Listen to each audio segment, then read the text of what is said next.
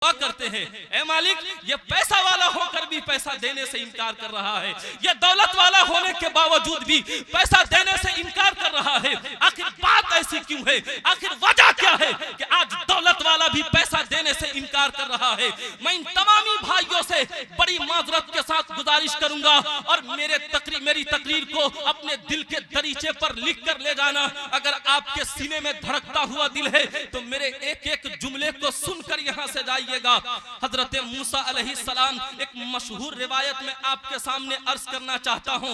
हजरत मूसा अलैहिस्सलाम ने अल्लाह तबारक व तआला की बारगाह में ये आवाज लगाई, ए मेरे परवरदिगार, तू नाराज कब हो जाता है? तो हातिफे गैब से आवाज आती है, ए मूसा, जब कंजूस के पास दौलत हो जाए तो समझ लेना ये मेरी नाराजगी का सबब है। हजरत मूसा अलैहिस्सलाम के पास हातिफे गैब से आवाज आती है, ए मूसा, जब कोई जालिम तुम्हारे ऊपर मुसल्लत हो जाए तो समझ लेना ये मेरी नाराजगी का सबब है। हातिफे गैब से आवाज आती है, ए मूसा, जब बगैर मौसम के बरसात होने लगे तो समझ लेना ये मेरी नाराजगी का सबब है। आज मैं आपसे पूछना चाहता हूं, इन उलमा के मुकद्दस कदम को चूमकर आपसे अर्ज करना चाहता हूं, हमारा रब तो अपने बंदों से बड़ा प्यार करता है, वो तो 70 माह से भी ज्यादा अपने बंदों से मोहब्बत फरमाता है, लेकिन आज हमारा रब हमसे नाराज क्यों हो गया? आज हमारा रब हमसे रूठ क्यों गया है? आज हमारे ऊपर जालिम मुसल्लत क्यों कर दिए गए हैं? ऐ मेरे अजीजों, मैं आपसे कहना चाहता हूं, आज मुसलमानों के पास दौलत भी है, आज मुसलमानों के पास ताकत भी है, आज मुसलमानों के पास महंगी गाड़ी भी है। जिसने ये सपना देखा कि मैं महंगी गाड़ी खरीदूंगा, मुसलमान जाकर एजेंसी में जाकर महंगी गाड़ी खरीद कर लेकर आकर अपने दरवाजे पे लगा देता है। लेकिन मैं आपसे पूछना चाहता हूं, मुसलमान सिर्फ यह सपना देखता है कि मैं महंगी गाड़ी लाकर अपने दरवाजे पे लगा दूंगा, लेकिन उसने ये नहीं सोचा कि मैं जो महंगी गाड़ी खरीदने जाऊंगा तो ये खरीदूंगा कैसे? मेरे पास तो इतना ज्यादा पैसा नहीं है, ये मेहनत का कमाया हुआ पैसा नहीं है। जब हमारे दिल के अरमान बढ़ने लगते हैं तो बंदा फिर चोरी करने पे मजबूर हो जाता है, बंदा फिर लूट मार करने पे मजबूर हो जाता है, बंदा फिर डकैती करने पर मजबूर हो जाता है। मुसलमान को सिर्फ इस बात से मतलब है कि घर अच्छे बनाने हैं, मुसलमान को सिर्फ इस बात से मतलब है कि मकान अच्छे बनाने हैं, मुसलमान को सिर्फ इस बात से मतलब है कि जमीन ज्यादा से ज्यादा खरीदनी है, महंगी गाड़ी में हमें बैठना है। लेकिन हम ये कभी नहीं सोचते ये पैसा हलाल का है या ये पैसा हराम का है। और जरा गौर से सुनना मेरे जुमले को। एक पीर साहब से एक मुरीद ने कहा, हुजूर मैं एक जगह दावत खाने के लिए जा रहा हूँ। तो पीर साहब ने मुरीद से कहा कि बेटा, दावत खाने तो जा रहे हो, लेकिन ये तो बताओ कि तुम्हें दावत खाने का तरीका मालूम है? तो मुरीद ने कहा, पीर साहब ये भी कोई बड़ी बात है, दावत खाना तो बहुत आसान है। हम जिसके दरवाजे पर जाएंगे वो दस्तरखान सजाकर खाना रख देगा और हम हाथ धो लेंगे और हाथ धोने के बाद हम दस्तरखान पे बैठेंगे और खाना को बिस्मिल्लाह व अला बरकतिल्लाह पढ़कर शुरू कर देंगे और जब खाना मुकम्मल हो जाएगा तो अल्लाह का शुक्र अदा करेंगे। मेरे अजीजों, पीर साहब ने कहा कि नहीं, ये खाना खाने का तरीका नहीं है। उलमा से तवज्जो चाहूंगा। पीर साहब ने कहा कि मेरा मुरीद तू कितना नादान है, तू ये भी नहीं जानता कि खाना खाने का तरीका क्या है? सुनो, आका की हदीस ये है कि हाथ धोने से पहले, दस्तरखान लगाने से पहले, खाना शुरू करने से पहले मुसलमान को ये देखना चाहिए कि हम जिस खाना को तनाउल करने के लिए जा रहे हैं वो खाना हलाल का है या वो खाना हराम का है। मुसलमान पहले ये देखता है कि ये खाना हलाल का है या ये खाना हराम का है। लेकिन मैं आपसे पूछना चाहता हूँ, आज हमारे कितने ऐसे मुसलमान भाई हैं जो खाने के मामले में हराम और हलाल की तमीज करते हैं? इल्ला माशाअल्लाह, मैं तो कहता हूँ 90% मुसलमान ऐसे हैं जिन्हें सिर्फ गोश्त खाने से मतलब है, चाहे वो गोश्त कहीं का भी हो, चाहे वो कोई बदअकीदा ज़बह क्यों ना किया हो, चाहे वो किसी भी तरीके का हो, हमें बस खाने से मतलब है। बस हम खाना लेते हैं और तोड़ते जाते हैं, हड्डियां पे हड्डियां तोड़ रहे हैं। पिलोटों के सामने हमने हड्डियों की लाइन लगा दी है और हम बेटी के बाप पे जुल्म करके हम ये पेट भर के और ढेकार लेकर हम ये सोचते हैं हमने बड़ा अच्छा काम कर दिया, हमने बड़ा अच्छा काम कर दिया। और मेरे नबी से प्यार करने वाले वालों, जरा मेरे जुमले को गौर से सुनना। मैंने अपनी इन आंखों से देखा है कि एक बाप ने अपने बेटे की शादी किया एक सब्जी बेचने वाले की बेटी से। मैंने ये देखा कि वो 20,000 रुपया गांव में समाज वालों से चंदा करके बारातियों के खाने का इंतजाम किया।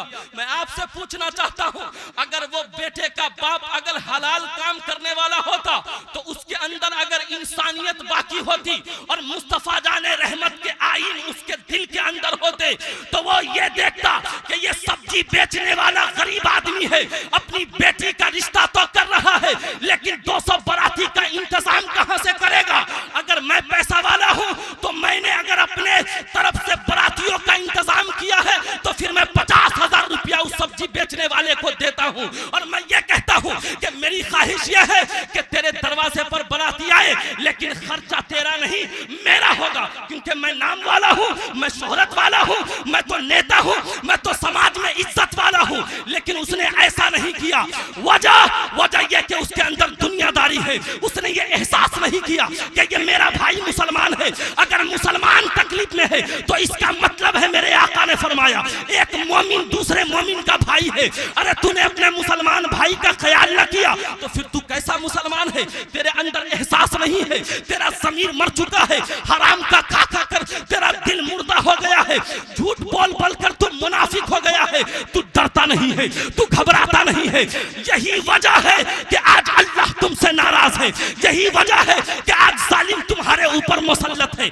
जिधर से कोई आता है टोपी देखने के बाद तुझे मार के चला जाता है, नाम मुसलमान बताने पर तुझे मार के चला जाता है। इन उलमा से पूछिए, जब हम सफर करते हैं तो हम डर डर के सफर करते हैं कि कहीं कोई 4 आदमी हमारे साथ मिलकर मॉब लिंचिंग न करने लगे और हमसे ये ना कहने लगे कि तू मुसलमान है तो तू ये नारा लगा, तू वो नारा लगा, तू ये नारा लगा। लेकिन अल्हम्दुलिल्लाह सुम्मा अल्हम्दुलिल्लाह इन उलमा की मुक़द्दस मौजूदगी में मैं ये अर्ज करना चाहता हूँ, ये तो गैरों का तरीका है कि वो अपने हर त्योहार में कहता है फला का नारा लगा, फला का नारा लगा, फला का नारा लगा तो फला मर्तबे वाला हो जाएगा, फला मर्तबे वाला हो जाएगा। हम कभी नहीं कहते कि नारा लगा, क्योंकि हमें पता है इस्लाम सच्चा है और इस्लाम के जैसा कोई मजहब।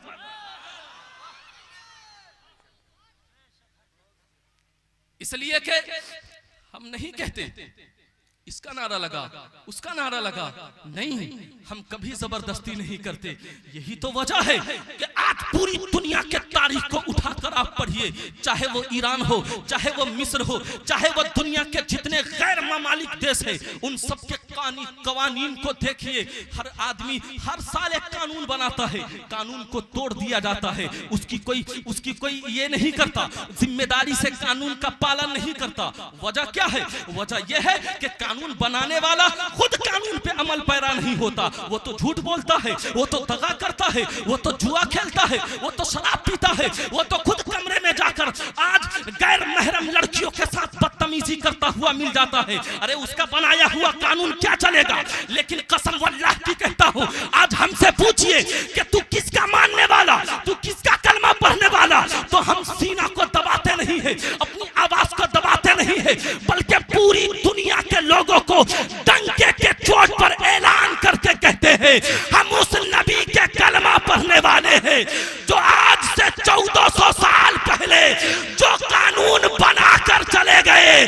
आज दुनिया का कोई भी इल्म वाला या अक्ल वाला हो नबी के कानून को तोड़ता नहीं है, खिलाफ वर्जी नहीं करता। उसे पता है नबी के कानून को तोड़ना, नबी की बात को ना मानना ये कुफ्र है। इसलिए कि मेरे आका ने कहा फला व रब्बिका ला युमिनूना हत्ता युहक्किमूका फीमा शजरा बैनहुम। ऐ महबूब, तुम्हारे रब की कसम, वो मुसलमान कभी नहीं होंगे जब तक कि वो अपने आपस के झगड़े में आपको हाकिम ना मान ले, आपको रहबर ना मान ले, आपको रहनुमा ना मान ले। इसलिए मैं दुनिया के तमाम सियासी पार्टी से, दुनिया के तमाम लीडरान से कहना चाहते हैं, तुम्हें दुनिया का अपना कानून मुबारक हो, हमें मदीने के मुस्तफा का।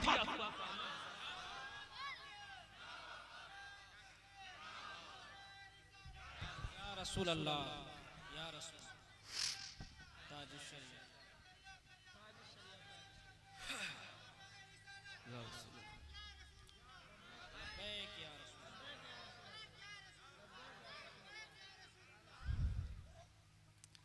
कभी कभी आप बोला कीजिए, कभी कभी आप नहीं बोलते ना तो इसे लोग कमजोरी समझ लेते हैं, है ना। तो कहीं कहीं पे बोला कीजिए ताकि लगे कि आपके सीनों के अंदर ताकत है।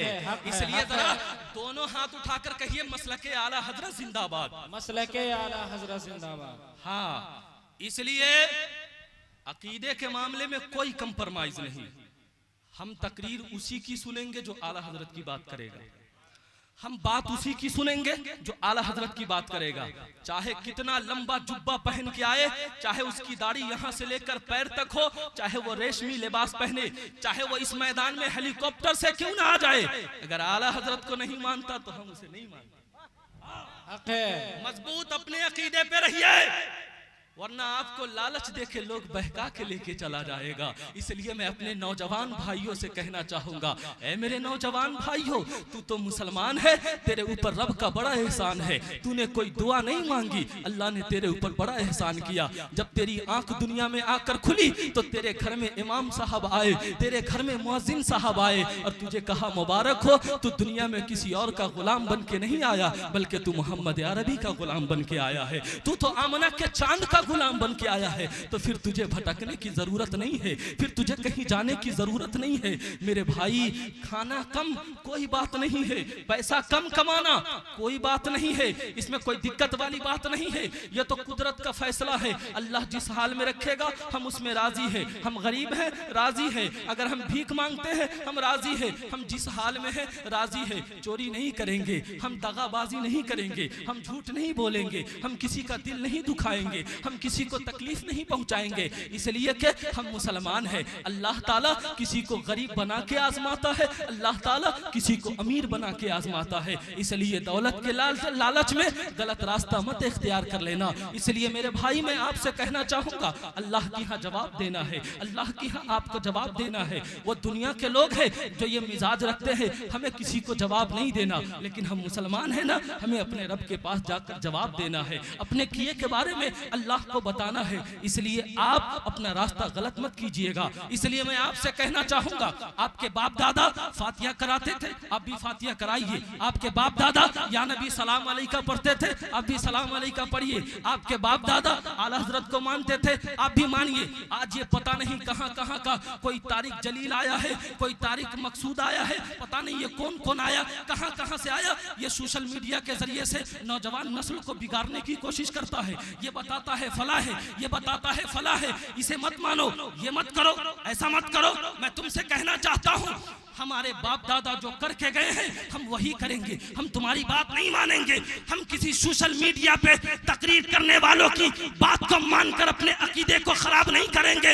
इसलिए मैं आपसे कहना चाहता हूँ मेरे भाई, मसलके आला हजरत कोई नया मसलक नहीं है, मसलके आला हजरत कोई नया दीन नहीं है, मसलके आला हजरत कोई नया अकीदा नहीं है, बल्कि जो सहाबा का मसलक है, जो ताबईन का मसलक है, जो इमाम आजम अबू हनीफा का मसलक है, उसी की ताबीर करके उलमा ने एक नाम रखा है जिसे हम मसलके आला हजरत कहते हैं, जिसे हम मसलके आला हजरत कहते हैं।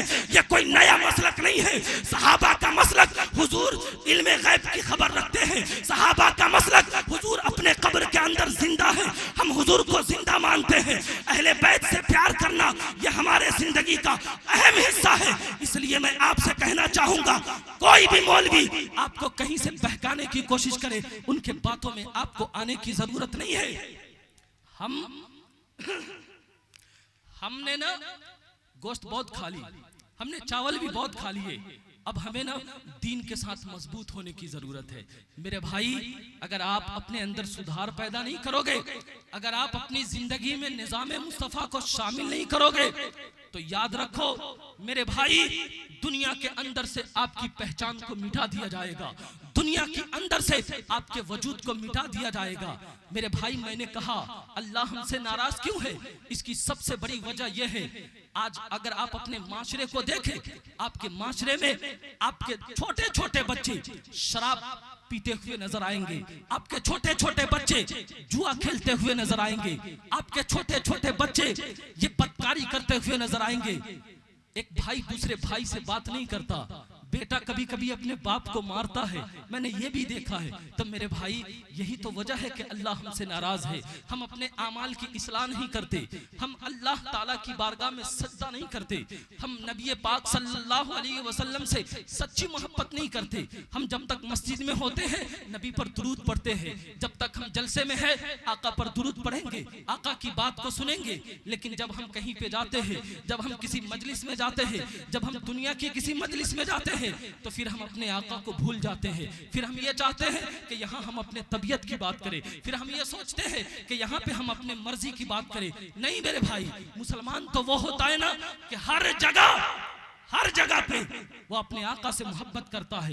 एक सबसे बड़ी वजह मैं आपको बताना चाहता हूं कि जब कश्मीर के हालात को मैंने पढ़ा आलमी सतह पे, जो आज एक जालिम मुसल्लत है, उसने क्या तक नहीं किया मुसलमानों के साथ। उसने मुसलमान के बच्चियों को जान से मार दिया।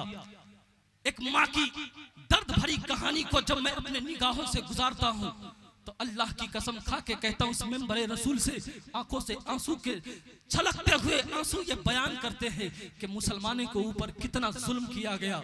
कश्मीर के अंदर जब मुसलमानों पे जुल्म किया जा रहा था तो एक माँ है, उसका छोटा सा बच्चा है 3 से 4 साल का, और वो माँ से खाना मांगता है, दूध तलब करता है।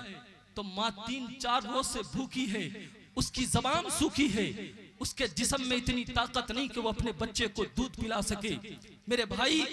और वो ये जानती है कि अगर मैं बाहर निकलूंगी तो मुझे भी मार दिया जाएगा, मेरे बच्चे को भी मार दिया जाएगा। ए मेरे भाई, ए मेरे नबी से कलमा पढ़ने वालों, आज आपको मुत्तहिद होने की जरूरत है। आज इस जलसे का पैगाम यह है कि आज